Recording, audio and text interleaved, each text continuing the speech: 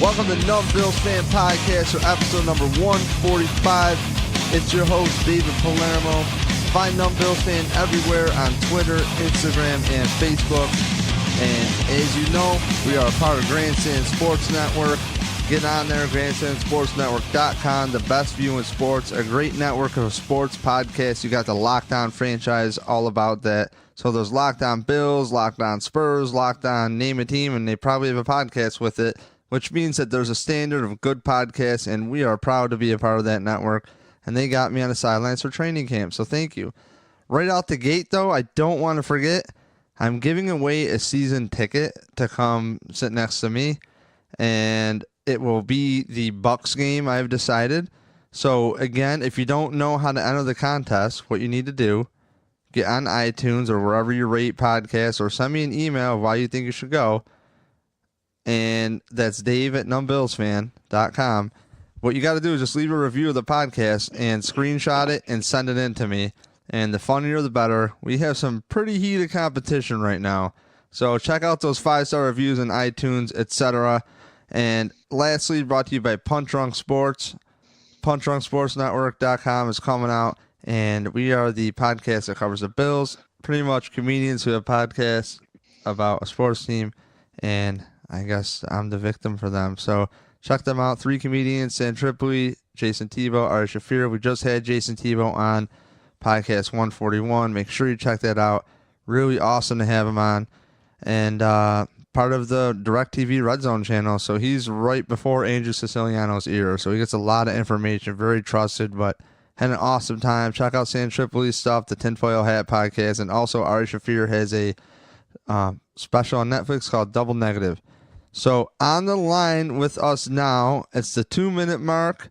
You know, I'm going to play like I'd like to play some music here, but I don't have any more to put here, but a drum roll would help. And on the line right now is Mike Smith, your fantasy football guru, and his name he wants to be called is Fantasy Smitty. Is that it? That's what some people call me, Fantasy Smitty, Mechanical Smitty. You call me what you want. So name your sources of who calls you Fantasy Smitty. Is it your wife? Hey, yeah, I don't think the wife calls me Fantasy Smitty. Does she scream her name Fantasy Smitty? It's something I picked up a long time ago when I was just a young little lad out there. Just a young little turd leaving turds in. Well, you know, when you're, pimple-faced and you got a high-pitched voice in the 7th grade and you talk about fantasy sports, names stick for a long time. So hey, Mike, didn't you run some kind of crazy, this is like a thought, your brother Danny was telling me you ran some kind of crazy 40 time in like work boots when you were like a teenager. What's the story with that? Well, it wasn't a crazy 40 time. When I was younger, before I got injured and tore my ACL. And how many times have you torn your ACL? Isn't it like 3 times? 3 torn ACLs, twice on my left knee, once on my right knee, all playing football. When I was, 13, I could run a 4.7, 4.8. But, I tore my ACL and I tore my ACL again. And I guarantee you we're not running a 4.7, 4.8 today. So, those are days of long ago. I'll tell you what, man.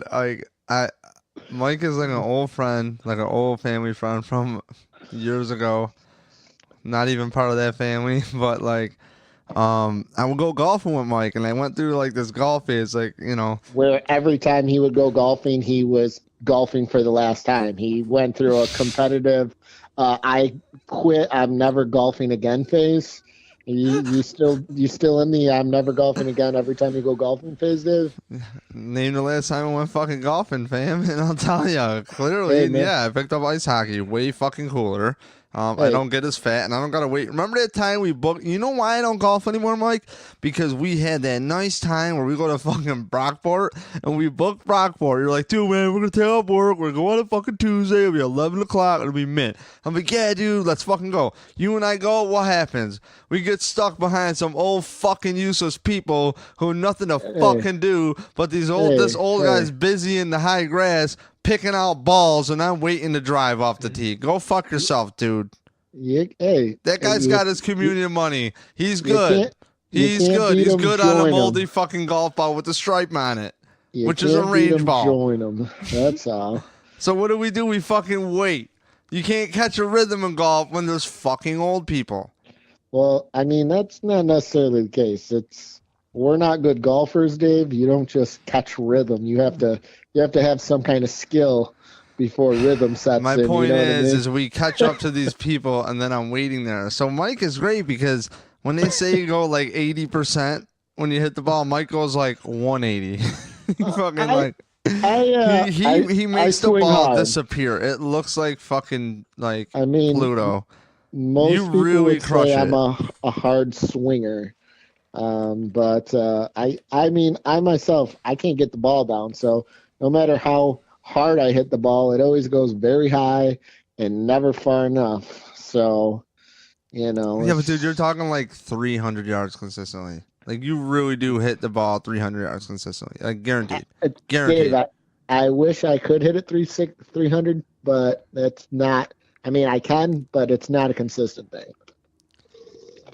I've never seen a ball from like an just like a casual friend just get so small. Like dude, like really. And I told you one time we were going, I'm like, dude, I like that you absolutely just crush it. And you're like, man, I appreciate that, David, because everybody's told me not to do that, and I was just like, no, if I just keep doing it, I'll get used to it, and it really works. Like, well, that's the thing. Like, I'm either hitting it, or if I try to take anything off the club, like. I can't swing 90%. I can't swing 80%. It's all or nothing. If I try to tweak anything, even if I don't try to tweak anything, you can end up in the weeds. But if I slow it down at all, I swear, it just throws off the game. And, I've had a couple of nice hole runs, I've gone, longest for me, I went 5 holes of par golf. I mean, to me, that was great. That was like the peak of golf. But I mean, I didn't get a full round in, but those 5 holes, it felt real good. Things were working. But dude, remember we walked Cardinal Creek 18 holes, and what was like, did we walk in? It was a stupid time, like 2 hours and 20 minutes or something. We walked 18 holes. You go up there, you do the old approach and hit, without, playing golf etiquette and all that. You can definitely get around in Cardinal Creek, man. That's going way back, Dave. It's dude, not even... those greens, that's Timber Ridge now. I don't know why I'm giving them free shout outs, because the builders are one of the cheapest builders ever. Allegedly. He did some work over there. He's got people on the course all the time. So I mean, yeah, good for him. I may or may not have done some work in there, and whatever, dude. Oh, okay. Well, I ain't got no beef, fam. Just saying, Sounds like no. I keep a pro, dog. I'm a pro. He did put a lot of work into it. It was very fascinating to see the amount of work they put in there. But the greens aren't concrete anymore. I remember and I had a nice drop with like a 7 iron, and it just like fucking like. It literally was like concrete, and the ball, like, you used to be able to hit the Cardinal Creek greens, and the ball would bounce up like 15, 20 feet, and it would be ridiculous. Like, the only way to land on the greens is like you had to wait way short. You had to bounce and roll. Like, there was no other way to hit those greens. You had to bounce and roll 80 yards prior. Yeah, and they had that old man, and I remember the last time I went out there, that old man, he's like, yeah, the greens are playing real nice today. And then the first one, I'm like, okay, I got a nice ball, I can see it. I'm like, oh yeah, I'm about to have a nice divot to repair on the green, and that thing bounced up like it was concrete. Like, I hit a concrete car path, and boom, I was like 15 yards off the green after we finally got up to the balls. It was ridiculous, but I remember hitting that ball. I'm like, dude, I'm gonna nail the green into the side right for hole. Hell yeah! No, it bounced off like a parking lot, and I swear you're right, dude. I think the cart path didn't bounce it up as high. Yeah, no, those greens used to be atrocious, and that's why it was a barren wasteland, and you would drive by and you wouldn't see any more than, a couple workers out there. So I play golf like the Bills. zone run scheme, laterally, side to side. It's like if I'm on the fairway, I'm stoked. No, I'm with you. If I'm not losing golf balls, I'm happy. Like, I mean, I'm not expecting to be anywhere as close to par ever. Dude. So, like, if I'm not losing golf balls and I'm not, like, soaring them into the woods, like... Remember the time we went to Braemar and there was that big trench and we hopped in there, both of us. We hiked up our shorts and we had about 3 Wegmans bags full of golf balls. That was a good time. Well, see, that's when... That was good value. When you're on a slow course, you get to scoop up some golf balls, and that's why you have what? How many balls do you think are in the bucket in the house? Like 300 in your garage there? Oh yeah, I still have that planter of golf balls. I have moved that planter. Oh my god, dude. Yeah, and you would come take out the title as V4s, you prick. Like, you probably owe me money just because. Pro V1s, buddy. Whatever. Pro V1s. You gotta get the good one. All right, well, let's get into football, man. This is dumb. Yeah, seriously, Dave. How's that fantasy team doing? So let's recap, Michael. Recap last week. What happened there, Dave? So went in there. No, Mike. Don't forget the title of the show. Whose face is on the logo? I take the direction. You kind of like wait for me to go. Oh, all right. Well, okay. So let me set up, Mike. Okay, go ahead, Dave. All right. What happened? So Mike had a bullshit trade that he offered me, which we'll get into, and then there's a 2.0 of that trade as well. So if people don't know, I drafted David Johnson #1 in a 16-team league. Yada yada yada. Dude gets hurt, obviously, and the next pick I had was Kareem Hunt, and I didn't do any draft research. Mike was nice enough to hand me paperwork and really help me out for once he fell through, and it was great. And then, the only thing I heard, this draft was after Ware was hurt in Kansas City, so Kareem Hunt was right up there. You got Andy Reid, kind of expected it, but you never know. So things are working out for Kareem Hunt. He's essentially saving my team. I started 3 tight ends, I think a couple weeks in a row, and I went 1-2. Facing Mike, 1-3 was last week, coincidentally, when we had Mike on. So Mike offered me, and we agreed as buddies to not offer each other bullshit trades. And long story short, Mike offered me a player whose leg got broke. My quarterback, David Carr, ended up getting injured. And ironically, after getting ripped on for starting 3 tight ends, Mike's tight end, Travis Kelce, just absolutely obliterated everything. And I had Kareem Hunt to go head-to-head. So, Michael, you can rebuttal on this as much as you want. The floor is yours, and then I'll pick apart your baloney. Hey, I just wanted to let you know, the ship just hit a rock. You might want to patch that up because it's going down. Okay, Dave, you got crushed again, and I'm looking at your team. It looks like severe beatings in the future too. It's not getting any better for that team. So, the trade. Hey, at the time they were good trades. I mean, 2 for 1. When you're in need, what were the trade offers that you offered? Because you text me to go open up, check out the trade offer, but coincidentally, the guy who talks so much forgets to add the player Kareem Hunt in the 5 text conversation. Okay. So clearly you're trying to get away with something like a bullshitter. No. Chris Carson's in Braden Cook, or Joe Mixon in Braden Cook, or Doug Martin in Braden Cook. That's a solid 2 for 1.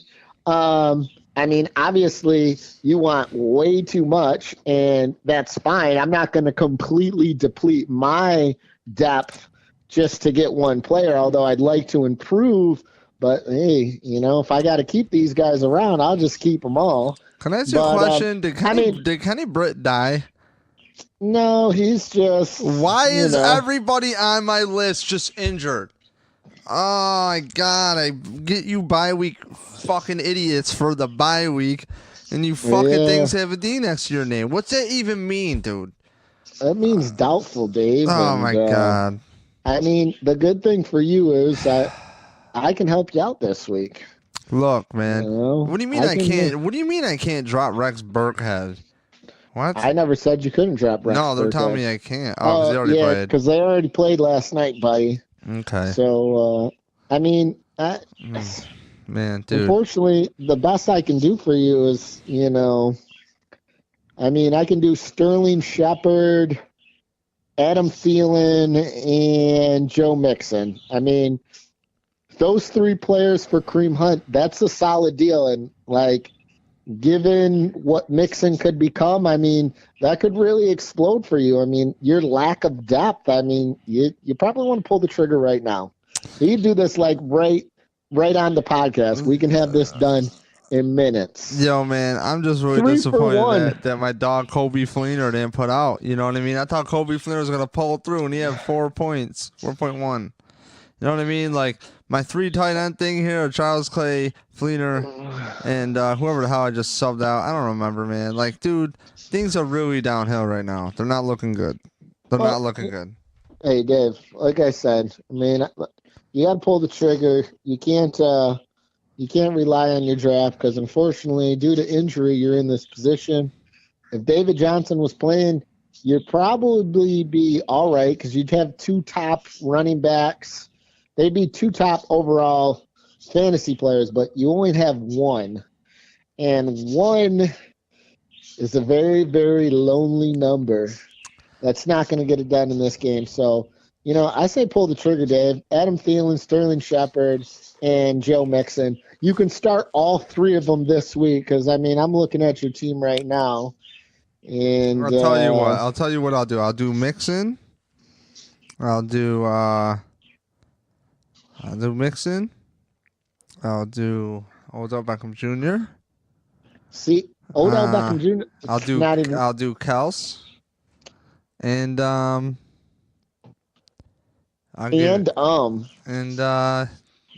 maybe Brandon Cooks, and I'll give you Demaryius Thomas. I give you Kareem Hunt, and then I'll tell you what. I'll let you make suggestions on what you think is fair after that. Okay, so you only want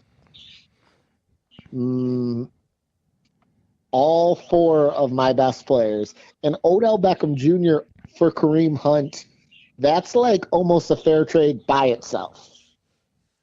So Demaryius Thomas is definitely not worth the others. And it's like I told you last week, because you were very excited and Kareem Hunt was going to score you 500 fantasy points. And, well, he didn't live up to those numbers last week. He had a good game, but he didn't live up to a 500-point fantasy producer. So he's already fallen off pace for 500 fantasy points. So his value just decreased again. Damn, dude, this would really suck to have to cut off these dumb trade talks, man. You know what?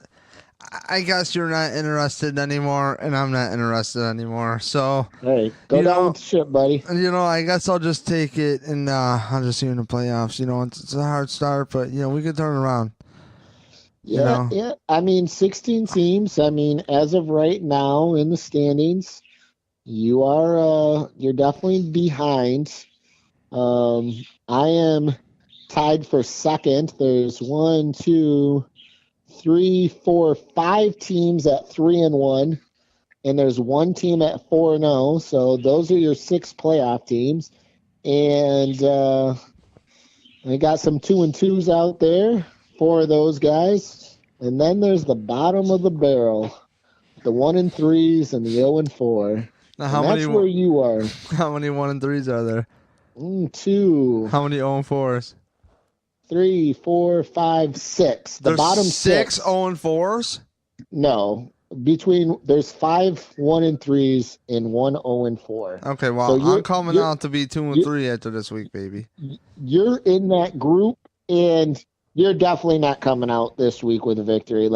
Beyond the fact that your team has injuries to your best player going into the season, you also have the problem with now it's bye week. So you didn't have anybody before. Now you really don't have anybody.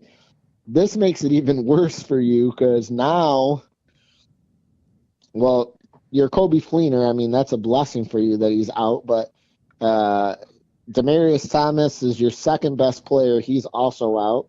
Burkhead is out. David Carr is questionable, but he's not going to play. Oh my God, dude, I have nobody to play. I have nobody to play right now. I have Jordan Reed is questionable. Kenny Britt is doubtful, and Demaryius Thomas is on a bye. Charles Clay's in. Holy fuck, I'm fucked. I mean, you can plug the Rams in. Hold on. Yeah, I just did plug the Rams in, dog. Okay, I'm doing this over the phone right now. You literally have to hit the waiver wire just to fill a roster, and it's not going to go very well for you. Okay, so you're gonna be 1-5 unless you take that 3-for-1 where you can fill your roster and come out with the victory. So go to all offense. Okay. Now this is the thing though, is what's cool about this is I'm in a different division than you. Let's see how this works with your coaching right here. Okay. If people want to know what my lineup is, again, we're in a 16-team league, and we're just trying to talk you through what we call the process. Okay? We're going to trust the process. Now, here's the deal. My team right now is Blake Bortles starting, Kareem Hunt, Jamal Charles Clay. Jamal Charles is on a bye. He's got to come out. Well, I guess Jamal Charles is coming out. Kobe Fleener. You do not. It's on a bye. I gotta lay it out there so people know what the lineup is, dog. So I got Mike Wallace, the Walsh kicker kid, Rams. Derek Carr's out. Jordan Reed is questionable on a bye as well. Kenny Britt is doubtful. That means he ain't playing. So Rex Burkhead is out because he's out, and I don't know why I'm still holding on to him. Demaryius Thomas is on a bye. The Broncos are on a bye. And David Johnson, as always, went to IR because that was my number one pick. So I'm in here in a pickle. And, so again, I got to shuffle this lineup here. 1-4. Yeah. And you got two teams in your division, so you're in a tough division, too. I mean, that division looked like my draft was awesome after I was done. It did. But you're sinking fast with the ship. And my professional advice, like Sterling Shepard, Adam Thielen, and Joe Mixon for your one player, you're not going to do any better than that. You should really pull the trigger. You don't have much. You don't have much of a pulse at this point in the season. It's early, but your team is abysmal. So if you were to go on the waiver wire, right? And it seems like your team is set here. Yeah, I'm not picking up anybody. Like, what would you suggest for me? Well, for you, Dave, if you want to keep the theme that you're going with, I mean, EJ Manuel's out there. I mean, that's a definitely. Hey, you got. I really thought about getting EJ Manuel because he's facing Baltimore. Like, would you start EJ Manuel over Blake Bortles? Somebody dropped Blake Bortles. I fucking got stoked. I was like, hell yeah, I'll take Blake Bortles. I would not start EJ Manuel. I honestly think that game's going to be a dud. I don't think there's going to be a lot of scoring. Could be wrong, but I don't see EJ Manuel lighting up the scoreboard, and Baltimore has shown that it's not very good at lighting up the scoreboard either. So it's not even like they're going to be getting blown out where he has no choice but to pass. Oh, you know who you should go grab yourself? I mean, when you're in need, you're in need. Oh, yeah. I mean, it's very thin. I don't know. I mean, you could go with like Dude, even a guy I want to get, like Marquise Goodwin per se, he's hurt with a concussion, and I actually had him earlier in the year because I figured number 2 receiver on San Fran. Paul Richardson would be. I mean, he had no targets last week, but. I mean, he put in 9.9 points, 9.9 points, 11 points, 9.5 points, no points last week. I mean, for what you have, he may be one of your best options. I mean, you're a tight end guy, so Tyler Kroft scored 2 TDs last week, so maybe he'd be a good flyer for you, But no, I mean, there's not a lot of people out in the waiver. I mean, PJ Richardson. I mean, is Miami ever going to play offense? I mean, Kenny Stills is available, but they don't seem to be able to move the ball. So, Why is Jay Cutler starting over Matt Moore? well, Matt Moore's not a quarterback. Like, he's not a starting quarterback in the NFL. Because John Murphy really likes Matt Moore, man. He thinks like, hey, man, that guy's a viable, very Okay. good backup. Maybe because I really thought Matt Moore was okay. I don't think he's awful.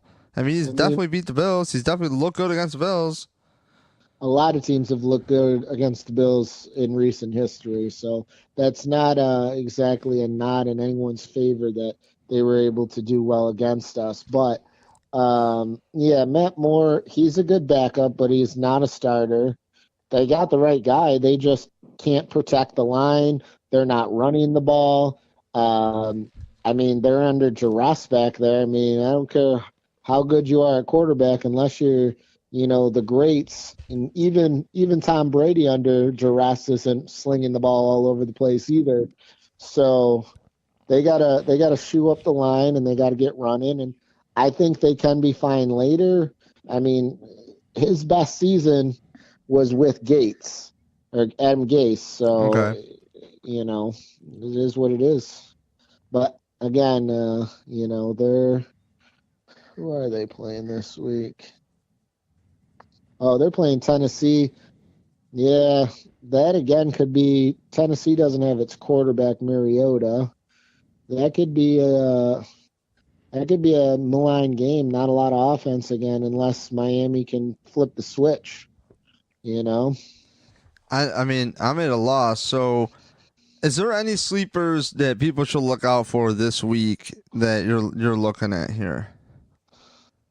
Well, at this point, there's no real sleepers out there. I mean, if you're in a league, maybe if Wendell is available. And so you got to go into detail who these people are. Like, what team are they on? Who are they playing? Why would they be a sleeper? Pretty much is what we're hitting. The running back for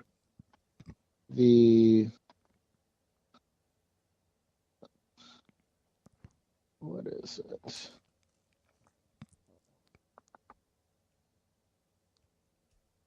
Hold on, I'm drawing a blank here, obviously. It's okay, Michael, because I'll go into news while you look that up. What about Jeremy Curley for me? He had 8.7 points last week. They're playing Cleveland for a pickup.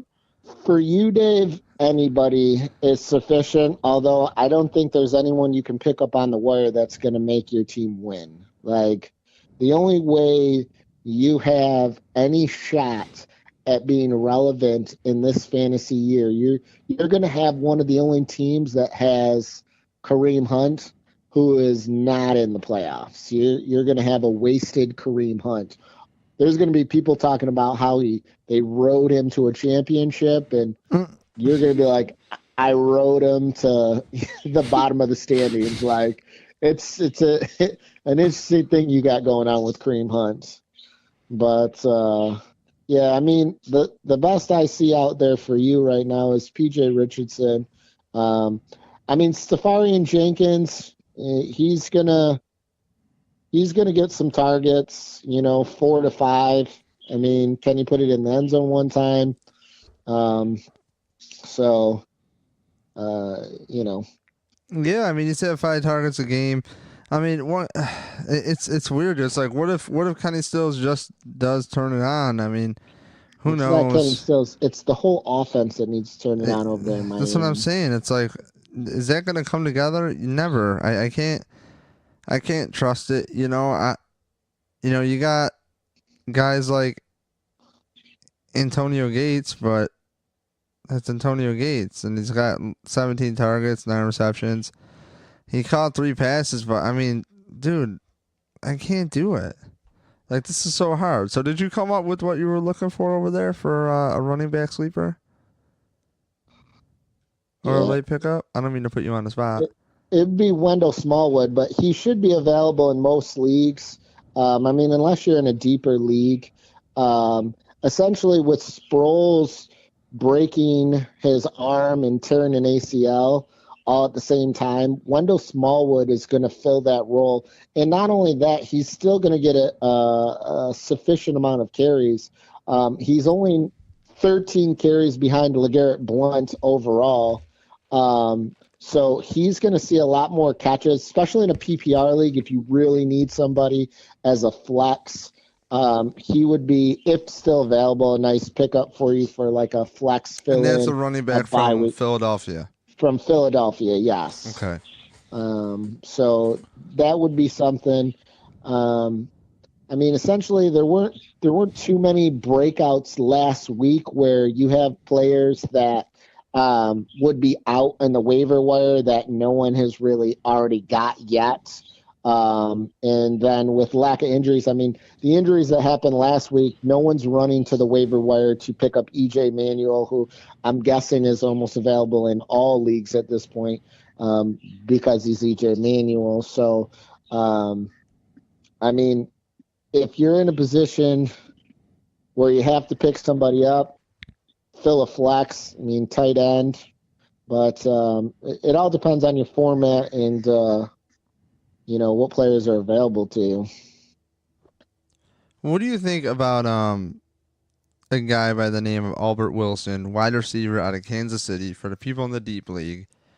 He had 5 targets last week, 4 receptions.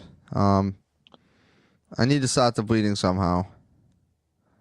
I mean, that's just going to continue the problem you have on your roster. You have too many people that don't get enough targets, and yes, they can have a game. I mean, obviously, there's many players on all teams that score, but they might only score a few times a year, and one week they may do literally nothing, and one week they may have 100 yards and a touchdown. And if you have a full roster of that, it's not going to work. And for your team, with your lack of depth, I mean, at this point, you need to pick up people to play because you don't even have anybody to fill a roster. So, I mean, he could be a good potential pickup for the week. But, I mean, Houston's defense has not been performing very well. They've been more of a offensive-minded team, but, they can still get to the quarterback. So the good thing is for him, Wilson, he's not the first option, so he's going to be single covered all day long. He's essentially probably the 4th option over there in Kansas City, so behind Kareem Hunt, Kelsey, who had a monster game last week. And honestly, I think they're going to be targeting him some more this week just based on matchups over there in Houston. So, yeah, I mean, Albert Wilson might not be a bad pickup for the week. I mean, it only takes – the one good thing is if you pick up a receiver for your flex, it only takes one play to make a fantasy day, You catch one long pass for a touchdown, that's it. That's all the points you can, rely on from any, given fantasy player in every week. Now, listen, my whole view is I'm trying to plug in 10 points, okay? I'm trying to get 10 points out of that, and odds are someone who's on the up and up. There's a fantasy alert right now for my team. I just picked up Paul Richardson from the Seattle Seahawks, and, hey, he got all 3 of his targets and got 9.5 points. No, that was Indianapolis. So he had the first game and the third game, he had 7 targets. So, I mean, he's going to get targeted. No, he's a great pickup. I mean, and I dropped Kobe Fleener. I actually had him on my team. I drafted him, and I dropped him because, my roster was just filling up, and, he was not making the cut. But, I mean, in your situation, he's definitely the best available. And you still got one roster spot to fill, Dave. So now, do you have any other news while I still scroll the waiver wire here on the phone with you? Now, a guy, I would love to go through add player, okay? So I'll go to add player because for the deeper league people, this is like really what I want a podcast about in fantasy leagues, Mike, is because you're so deep. Now, how many other leagues are you doing right now? Well, if you count the best ball leagues, I'm in about 10. Now, how does best ball work? Best ball is very easy. It's a good way to, to get leagues, and you don't have to really do anything. I'm signed up through Draft. It's an app for your phone, and you draft 18 players, no kicker, no defense. And you don't do any team management beyond draft. You just draft, and that's it. So whether your players get hurt or whether they're playing or not, doesn't matter. The best players at each position start that week. So if you draft 6 running backs and your top 2 running backs will fill the spot, and a third one can go into a flex if he's a high performer, or you could have a receiver or tight end. So it's just the top performer at each position will be your starter for that week. That's pretty cool, man. I like that. Yeah, no, it's a very easy way. I mean, that's where most of my leagues were done this year. They're quick, they're fast. You're talking 30 seconds a pick. You can have a full draft done in like 30 minutes. It doesn't take long at all. And there's no fuss. I mean, as long as you're there and you draft. I was fortunate enough to have Kareem Hunt in 3 leagues. And nice. Unlike some teams out there, my 3 teams with Kareem Hunt are all in first place. And in one of the leagues, I was fortunate enough not only to have Kareem Hunt, but I also have Todd Gurley. So I literally have the top 2 fantasy players in the league on that one team. So they're just a dynamic duo. But it's a fun thing. I mean, you get to pick a flyer at the end of the thing, but even in a best ball, you don't want to just go all willy-nilly with the end of the draft. I mean, you still want people that are going to play 16 games, because that's the thing. If they're not playing, they're not producing. So, man, it's like, I don't know what to do. It's like by the time, David Johnson comes back, is that week 6? I don't know. I mean, he's on IR, week 6? No. He's not going to be back until the start of fantasy playoffs. So week 6, dude, that like, would be nice. I don't know. I mean, if you think you're going to be in the playoffs, I would off Johnson right now for somebody just to start.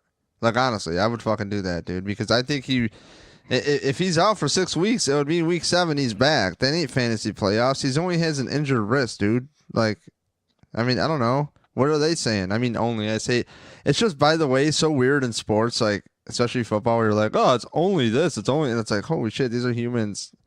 Oh, he went in for surgery the other day. It's like, if you really think about it, it's scary. Oh, yeah, he just had his knee scoped like it's nothing. Yeah, dude, they stuck some shit in your knee. Well, I haven't heard any news on David Johnson, but if we look up some information, the last I heard, he wasn't going to be back for a long, long time. I feel so fucked. Like, really, man, dude. And it's like, you got to scope your waiver wire, but it's like, I believe fantasy football, you're kind of screwed because you don't know what these teams are the first 4 weeks. So, like, it really helps to win out the gate. David Johnson, they're hoping he's back by Christmas. So if he's back by Christmas, Dave, that is about 8 weeks away. We're in week 5. So, yeah, that's literally a playoff. Like, he's not even going to be back until the playoffs. Like, and that's like looking like best case scenario. Return for Johnson would be well behind the mid-November date that Johnson. Yeah, so they're already saying he's behind schedule because they were talking mid-November as an original date, and now it's Christmas. So that's another 5-6 weeks additional onto what they originally thought. So it's not looking good. I mean, there's not too many players on my team that are worth someone that is not going to play. I mean, you are, like I said, your only hope is to try to trade Kareem Hunt for 3 players, and you got to, if you don't like the trade offers that I'm giving you, which Mike, honestly, dude, I'll be real with you. I'm not even educated enough to know if you're fucking me or not. That's the real deal, and you can't be trusted. You know what I mean? You can't be trusted. If you could really put something together that's worth my fucking time, I'll do it. But like, don't give me some fucking garbage. You got to be willing to give me up some goddamn fucking points, dude. Like, come on. what I would tell you is, if you're taking a guy who puts up 30 points, I need 40 back from two players. Like, come on, man. This one guy is putting up 30 points a lot. Again, Pair him up with Travis Kelce. Oh my God, dude. Come on, and you got the targets? I'm not gonna say he's putting up 30 points a week. Although he has, again, I'm looking at going forward, and I don't think he's going to put up 30 points a week. It's not something you can just sustain. And his 18 points last week was a far cry from 30. You know, I mean, it's a good performance. It's solid, but it's not 30 points. He put up 40 the first week. So essentially, he's gone nothing but downhill since week one. I'm not saying he's going to go, bottom out and he's not going to start, but he's not somebody. It's not he's not somebody. Nobody is going to put up 30 points every week. It's just not going to happen. Like I said, if you're putting up 30 points a week, you're scoring almost 500 points, and people don't score 500 points in fantasy. So, again, if you're not too sure on what you think's a good trade, go online, pull up a couple of trade analyzers, okay? I don't care about trade analyzers, man. I'm a fucking man.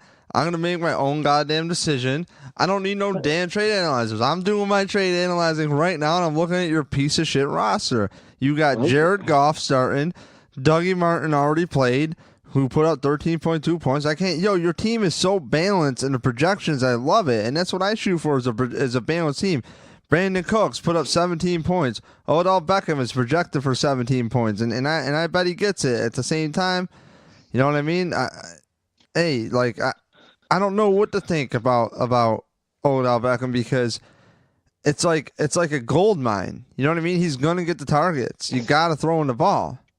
So, I mean, you have a pretty decent balanced roster all the way through. I'm not gonna lie, but I need to get something. I want to have a player that has the potential to get better as well. Do you know what I mean?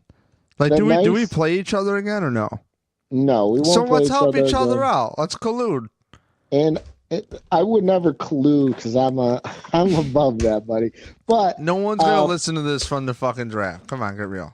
What I can tell you is Adam Thielen, I feel now that his quarterback's coming back, Sam Bradford, he's going to get he's been getting targets even without Sam Bradford. Without Sam Bradford, he's been getting 7.5 targets a week, okay?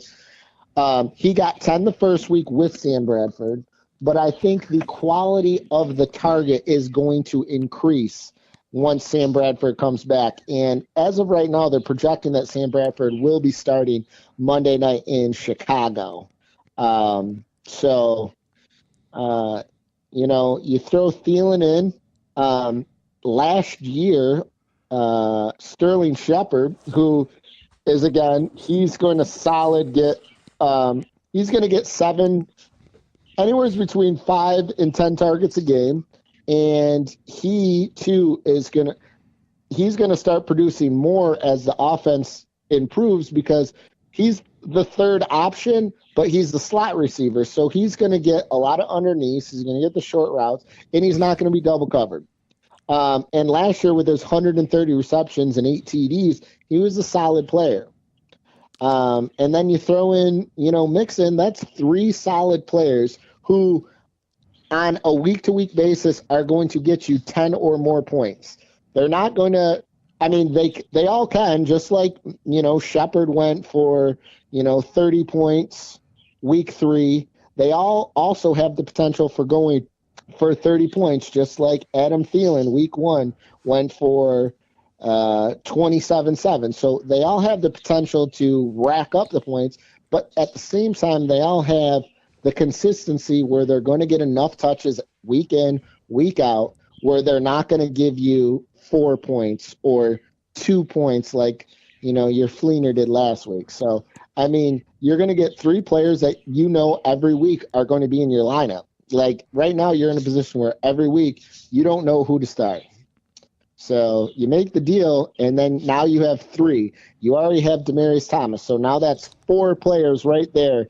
Now instead of, questioning 4 starters on your roster. You're only questioning 1.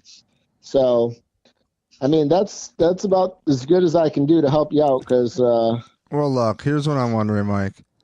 what are you wondering, Dave? Why on your team, right? If you have this running back, and I'm trying to get back to your page here because I'm that right. Standings. There we go. That's the only way to look at your team, I guess.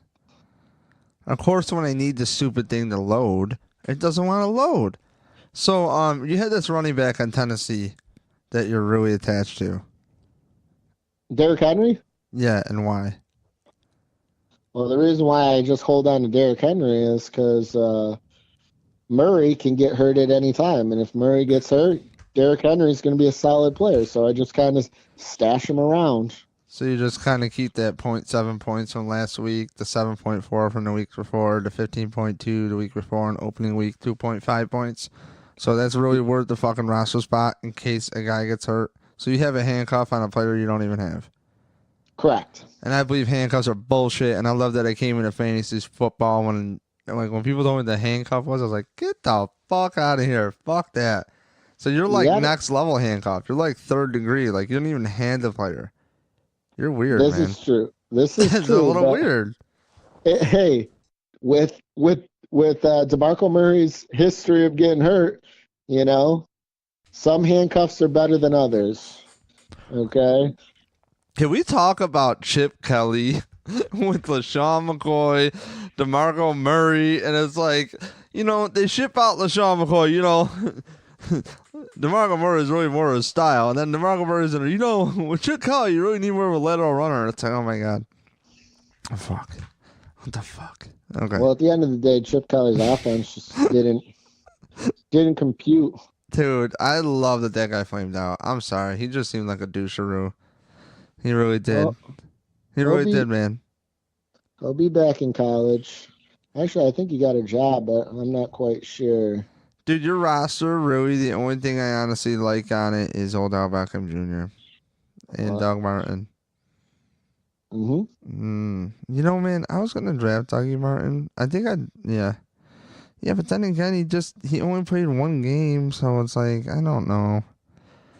But damn, dude, 5.7 yards a carry? Well, yeah, last night, I have to dump my kicker because he ruined my whole fantasy roster. Nick Folk, he missed those 3 field goals. So by the way, real quick, Mike, I did not watch the game. I did not listen to any sports radio at all. Do you want to give the folks a breakdown real quick of the Patriots Bucks? I mean, you can hand the floor, dude, if you want to. If you want to give a little game review, like what happened in a nutshell. In a nutshell, Nick Folk ruined the whole fantasy value of the game. It turned out to be a rather low-scoring game. It was 19-14 because Nick Folk missed 3 field goals.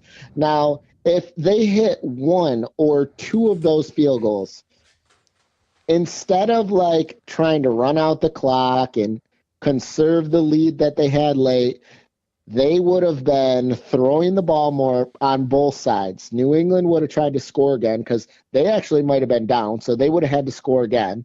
And then had they scored, it could have also put Tampa Bay in a position where they too needed to score again. But because he constantly just miss after miss, and I'm pretty sure he's going to be out of a job. I mean, in 2 weeks. They already said they're shopping kickers right now. 6 field goals in 2 weeks is a sure way to lose your job. But he destroyed what could have been great fantasy because Doug Martin was having a great game, but because they were behind, they were throwing. And then when they got close enough to score, you know, Folk missed. And, yeah, so I didn't know we were reviewing this game through the lens of your fantasy football team, Mike. You know, it's more in depth because that's what it wasn't just my team. Like he took fantasy points away from not only himself directly and my team directly because I had 3 players in the game last night, but he took them away from people had Tom Brady and other wide receivers, Amendola and Hogan and Braden Cooks. Like, all these people would have had more opportunities had he made those field goals, because there would have been more points, and it would have pushed New England to, instead of at the end of the game just kind of run the ball out, kill the clock, punt, conserve the lead, they would have been slinging the ball around. Everyone would have been happy. They probably would have scored another touchdown, because late in the game, they kicked a field goal to just press their lead to a 2-score. Had Folk already done that, they would have been more aggressive with their play calling. So, again, thanks for nothing, Nick Folk. Not only did you cost me 3 missed field goals, but you ruined it for everybody else too. So. Now, did you start Nick Folk? Yes. What the fuck, dude? You draft me. I draft how you draft the indoor kicker for me on my way out the door, and you draft me shit. I think I've been a kicker hex, because my 2 kickers so far have been Young Ho Koo and Nick Folk. So. And Walsh. Hey, that's your kicker. That's not mine. Yo, okay? I ask you for a solid. Anytime I ask you for a solid, nothing happens. Nothing happens. Oh, fuck Dave. No, Dave, no. Okay. It's so, like, I can't even. You know what, man? You, again, just your credit score with me with trades right now is a 0, and I'd rather just ride this out and put somebody that ain't even gonna start in there just to have the 0. You know what I mean? Yeah. Hey, Dave, you can ride the ship down. It's fine, because my team is going to be fine with or without the trade. So, I have no problem. Yo, okay. So Odell Beckham Jr., Dougie Martin. That you're already asking for too much. Oh, okay. Never mind. Then I guess conversation's over with that. So, what do you see with the Bills against Cincinnati coming up? Are you going to sleep on them or no? I've been thinking about this game a lot, and what were you doing when you were thinking about it, Mike? Well, it's one of those positions where if you look at Bills history and think of the last 15 years, like you coined the phrase to me, by the way, Flutie curse. Oh, Flutie curse. Do you want it? Can you explain that for the crowd?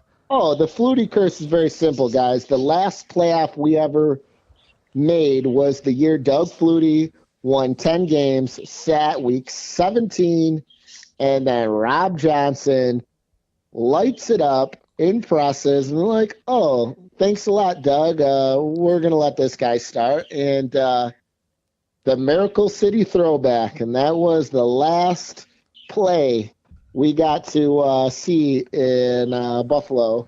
And we haven't been back since. I remember where I was, and Mike, even back then, I'm like, these refs are fucking bullshit. And somebody should really draw up a cartoon, like a comic strip, where it's just like the refs back in the day. Oh, man, we just can't see it. The camera technology ain't that good. And now you can have people live streaming the game, replaying it, and sending it to their friends while the refs huddle up. And, we got a guy in New York, and clearly they're blind, too. At the end of the day, Buffalo over-pursued, and they blew it. There's nothing to take away. But right now, we're stuck in the Flutie curse, and who knows? I'd like to say we're going to break it this year. We're off to a good start, but it's a trap game. Like, Cincinnati started really bad. They've turned on the offense the last 2 weeks, and, Bills have started as good or better in this last 15 years, and things haven't, ended well. So I know they definitely can win. They have the defense. The line over there in Cincinnati is atrocious. They haven't been able to run the ball, and they have great running back Joe Mixon, who's very versatile, but there's no blocking. So if you don't pay for the line, your quarterback and your running back and your offense is going to feel it, and that's what they're experiencing. But I think that the defense can keep them in the game, and I think it's going to come down to the fourth quarter. It could be a last possession type game, and can Tyrod Taylor take us on a game-winning drive? So that's what I kind of see out of this game. Some people are predicting the Bills to bust out the running game this week. And I don't know what to think. I'm honestly not worried about Jordan Matthews being out too much. A lot of people are making a big deal about it. Philly Brown coming in for special teams. my last podcast, Mike, I don't know if you checked it out. Our last one was number 144, called Evaluating the First Quarter of the Buffalo Bills Season, Buffalo vs. Cincinnati Preview with Kevin Masseri from Locked On Bills Podcast and Cover1.net. So we reviewed it, and I pretty much said that I pretty much railed on special teams coach Crossman a little bit, like, hey, this shit's got to get better because, I'm shitting my pants when a ball gets taken out because I do not trust anything. And anytime a ball gets taken out, there's a bigger percentage of a penalty. You know what I mean? And it seems like the same penalties over and over, the same big, long returns. And special teams used to be a thing where you don't think about them. It's nice that we're giving Hauschka credit, give the credit to special teams for the Hauschka field goal. No, give credit to Hauschka because the rest of the guys out there did what they needed to do. And maybe some credit to Colton Schmidt for the hold, okay? And it's like, Philly Brown is brought up more on a special teams purpose. Will he be in the game? Sure. But I think people are forgetting about a guy like Logan Thomas, who's making some waves. Another big target. He has chemistry with Tyrod Taylor. What I like about this team is they are not, and I've seen it firsthand, they, during the camp thing, and it's like they're not unveiling everything. Do you follow? Like, they even actually took input from the players and incorporated some power run plays this past game, which I thought was cool. You saw Richie Incognito pulling and just obliterating people, And that's what is yet to be known.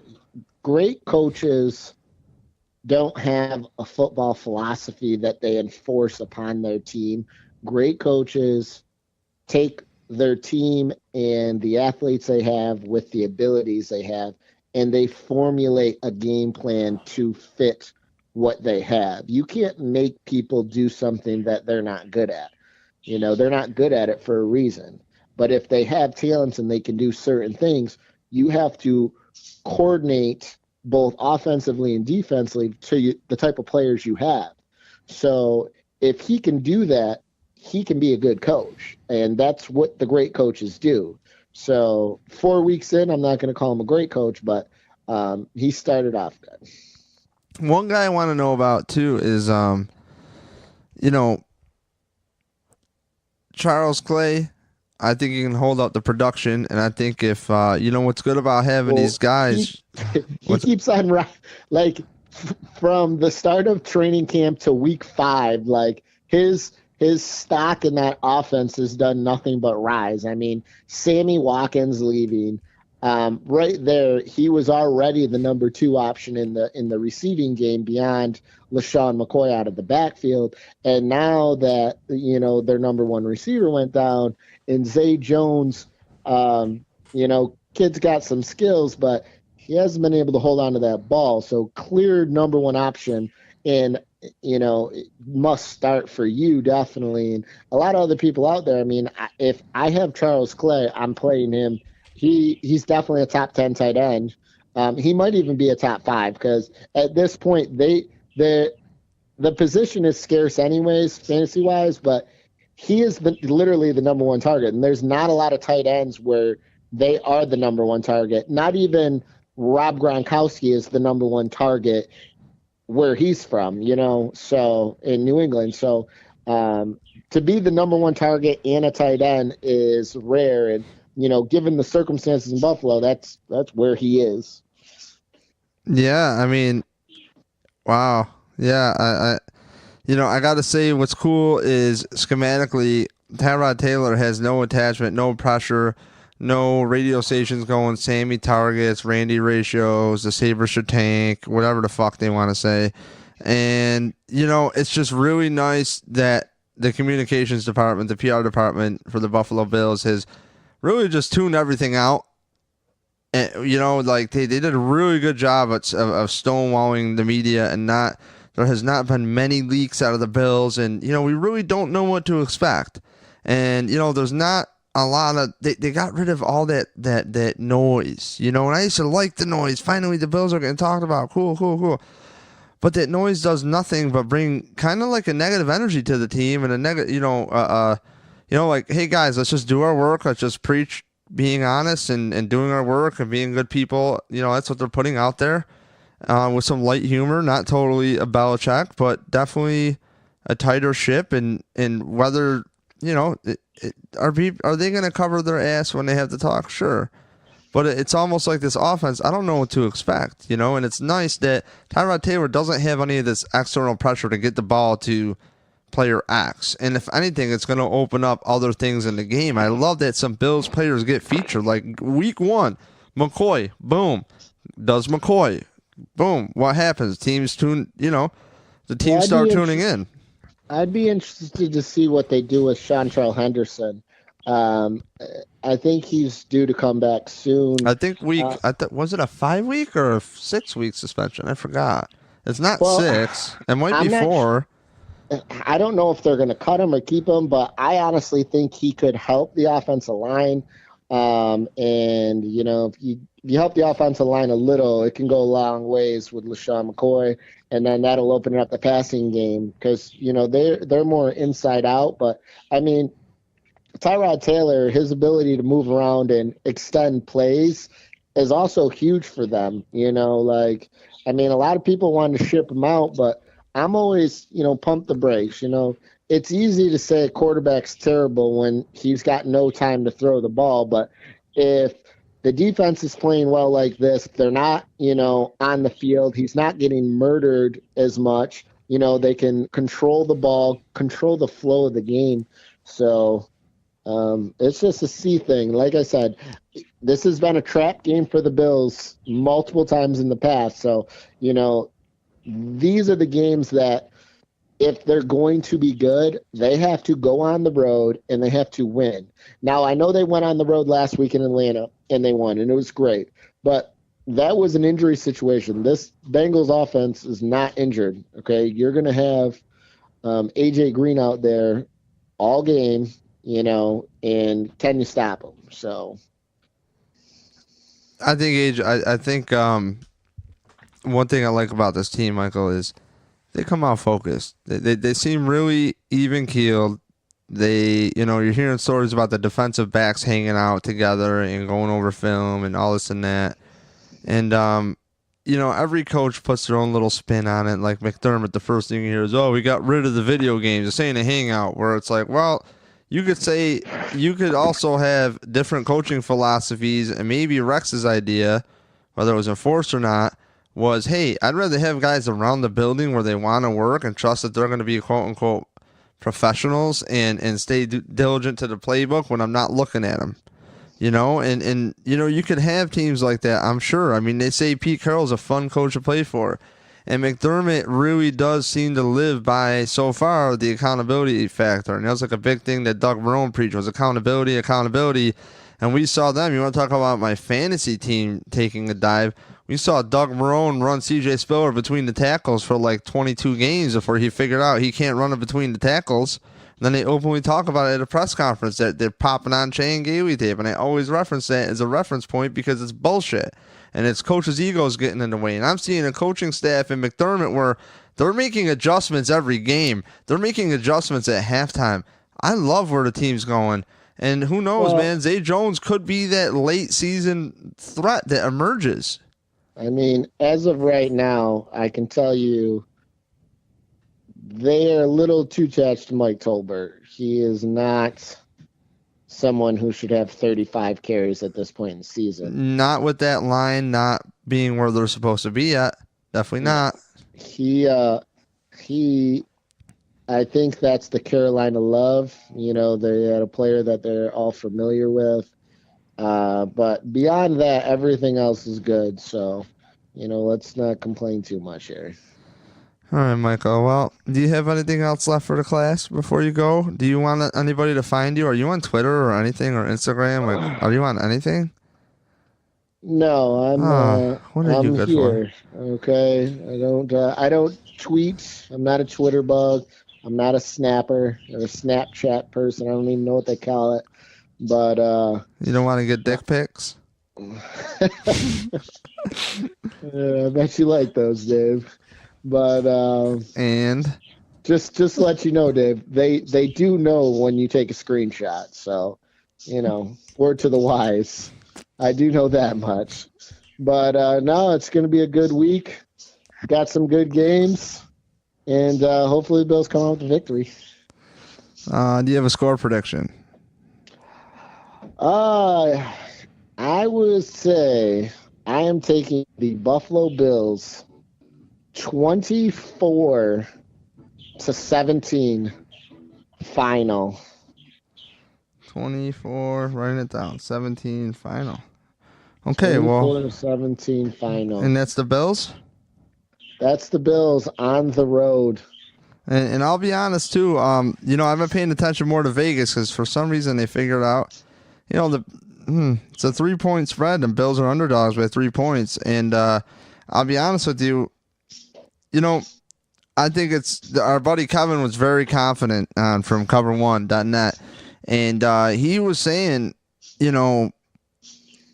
this game, he thinks the Bills should just stomp them out. He's like, they beat the Browns. Come on, get real. And it's like, man, as a Bills fan, we're just sitting there like, I don't know. But, dude, it would be nice to go into these games and just have confidence. They should. That's the thing. And that's the difference between, who we want them to be and who they are. So if they go and stomp them out, I mean, they're going to rise up. I mean, they're going to move up in the power rankings.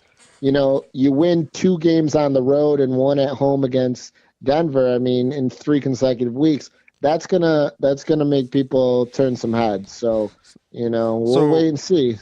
Okay, I think so too. But Mike, I will say, if there's a team that seems prepared right now to handle this winning, it seems like this one. The Bills. So. All right, Michael. Well, thank you again. And I'll just let you go, and I'll just shoot you a text later. All right, buddy. You have a good one. Thanks for having me. Thanks, Mikey. See it. All right. Well, that was, the hell do you want to be called? Smitty, Fantasy Smitty. Don't ask. I love him. He's a good dude. So that's Mike Smith. Mike Smith is always a good time. Got plenty of dumb stories for you. Well, a lot of good experiences with Mike. So shout out to people checking it out. Any new listeners, fantasy football advice. Pretty much we went over, review. Okay. Mike Smith trying to save my lineup. I am 1-3 in a 16-team league. David Johnson went out. I'm kind of screwed. So what we'll do is every week we'll touch base. Him and I are in different divisions. I don't think we play each other again. So it's kind of like he can help out. He can help my team. Then what we could do is we can actually check back and be like, okay, well, you did give me this advice to pick him up. So the Seattle receiver I did pick up. I was actually just looking on the phone for Zay Jones, and for some reason this guy has Zay Jones. I don't know why, but whatever. He's also got Sammy Watkins, so kind of figured with Zay Jones' production that people would not touch him. So again, Shakti's picked up over a Seattle receiver who has a bunch of targets. So anyways, also Mike explained what best ball is all about, some sleepers to pick up. And, I think Mike has a very good point about the Flutie curse. And I will say Doug Flutie is a pretty cool dude. I remember on my personal account on Twitter, I shot him a tweet about 5 years ago. And I tweeted him, I go, Doug, I really feel you had a lot left in the tank for the Bills. And yada, yada, yada.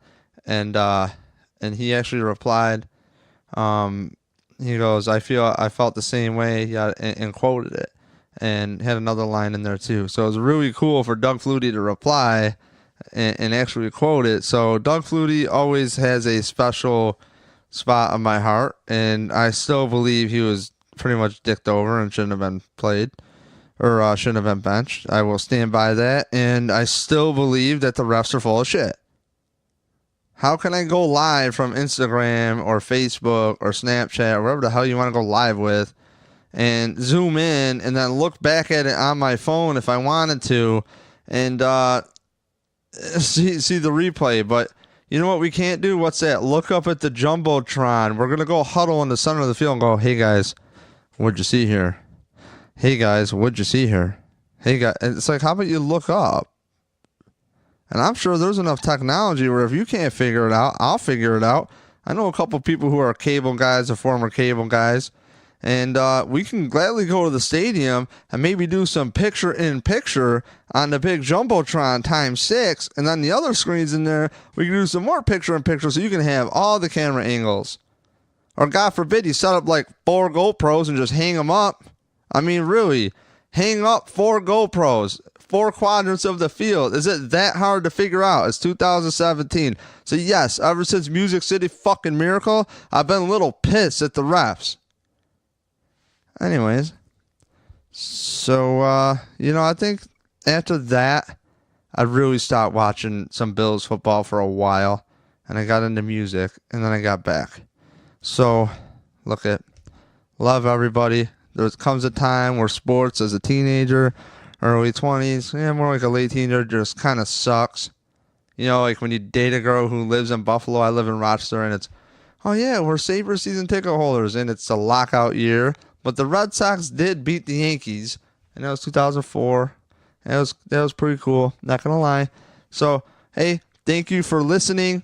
Lastly, don't forget, if you want to sit next to me at the game, send a review into iTunes review, or if there's a spot where you can review podcasts, or, I don't know, come up with something clever. Maybe get 4 friends to send you screenshots as they subscribe. Throw a like on Facebook. If you show me that you liked me on Facebook, Instagram, and Twitter, if you don't have those platforms, do the ones you can. Send it to me with a nice email, and maybe add in some more friends who subscribed or something like that. Maybe share it to a couple friends page. Make the case that you want to come. I'm not going to be a sloppy mess. I'm usually really not a sloppy mess at games. I'm not really a big drinker, but you are welcome to even roll up with me to the game. I live in Rochester, or you can meet me there. Give you my season ticket card, and you can come sit with me. And it should be a good time. I really like breaking down the game, and I stay pretty focused. A lot of the people in the stadium are kind of stupid. Obviously they're drunk. And now you're drinking a little bit later now, because I think you can drink all the way through the third quarter, which is cool. Thank you for, loosening that up. So I really don't mind. But anyways, it's kind of like being in a bar where you have intelligent conversations with nobody but yourself, or your buddy who's not that drunk. So I try to keep it real, not get too high, not get too low. I'm a little emotional in the stadium when I don't hear the commentator, so I'm railing, oh, 5 Miller's a douchebag. No, he's really not. He's a good guy, but a little emotional. So, look, thank you for following along. Shoot a review of the podcast in. Send me an email, dave@numbbillsfan.com. Send me a screenshot, whether it's on Instagram, DM, any way you can get it to me. Write up a review. I'll check through the reviews and pick somebody. Also, I'm probably going to do another game as well. So check that out.